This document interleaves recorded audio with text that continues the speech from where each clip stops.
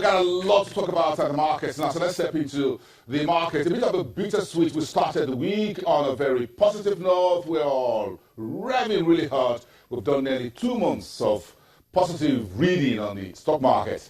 Came Wednesday and the news about the Etisalat and 13 banks wrangling over billions of naira, and the market was slammed. We lost 311 billion naira on Wednesday, and we came in yesterday with about 150 billion naira loss. So this week we've seen the market down about 400 billion. That's quite a huge amount of money, if you ask me. So we're going to blame the banks for these downturn, basically. But let me ask Obianuju Nsofo from Afrinvest what she thinks. Good morning. Good morning. What do you think? Well, let's first start with performance at the start of the week. As you rightly mentioned, performance was very bullish. We had 90 basis points increase in the performance of the benchmark index. I mean, market breadth was about 1.6 times, which shows sentiment was very bullish. We also had gains as of Tuesday. Well, however, we saw a bit of shock on Wednesday where the equities market declined 2.6%. I mean, market breadth came in 0.3 times, which shows a very weak sentiment for equities as at that day. Looking at the performance of the markets, there are a number of factors which would have contributed to it, one of which is profit taking. If you see at the start of the week, most of the stocks that gained were the large caps, the likes of Danksem, Guarantee, ETI. So it could be profit taking that ensued on Wednesday. Also, we have half year, Q2 2017 is about to end. And the PFAs, the institutional investors, they want to realize the gains made. I mean, if you compare Q1 2017 prices of stocks to Q2 2017 prices of stocks, you see that there's massive gains. So it's not just about having this high returns in your books. You have to realize these gains in order to present to management or whoever they are. Like any other investment, isn't it? Like any other investment. Yeah, then you buy and sell. Yes. That's what the market is all about. Yeah. Then thirdly, it's the Etisalat saga, if I might say. If you look at the stocks that majorly declined that Wednesday, they are mostly banks, which was what pulled the index down, which say that these banks are exposed to the and that's where we're going to start. We'll have a few charts to show our viewers here from Stock Money Investing, and we're starting with UBA.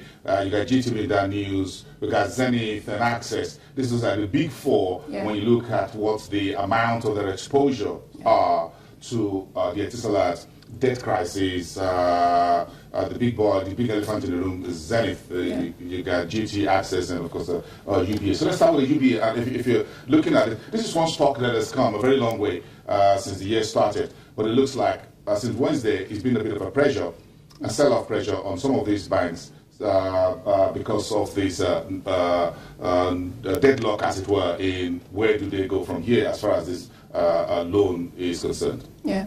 So looking at these banks, what is in investors' mind is that they are being worried because the worst-case scenario is that these loans are booked as full impairment charges, which is going to affect the margins of most of these banks. They're going to make provisions. Yes. They have to make provisions this year, one way or the other. So half year 2017, when results come out, so I think investors are a bit cautious, which is why they've been selling off on this stock. But however, for the tier 1 banks, their profits, their bottom line is quite, they would definitely be impacted, but not as much as the tier 2 banks. I mean, our fear is mostly skewed towards the tier 2 lenders, maybe except for the likes of Stanbic and probably Union Bank. But most of these banks that were exposed to Etisalat are most likely to have a hit on their bottom line. Yes, the news came in yesterday. Sounds a little bit happyfying, if I may put it that way, that yes, it's going to be a moderate or manageable impact on the system, whether on equity or on net profit or capital adequacy ratio threshold for these lenders at the end of 2016 by some analysts, Exotic Capital in London. So you folks at Afrinvest also agree with that outlook that Etisalat debt crisis will not have a major hit on the banking system? Well, it's not. It actually depends. It's too early to tell.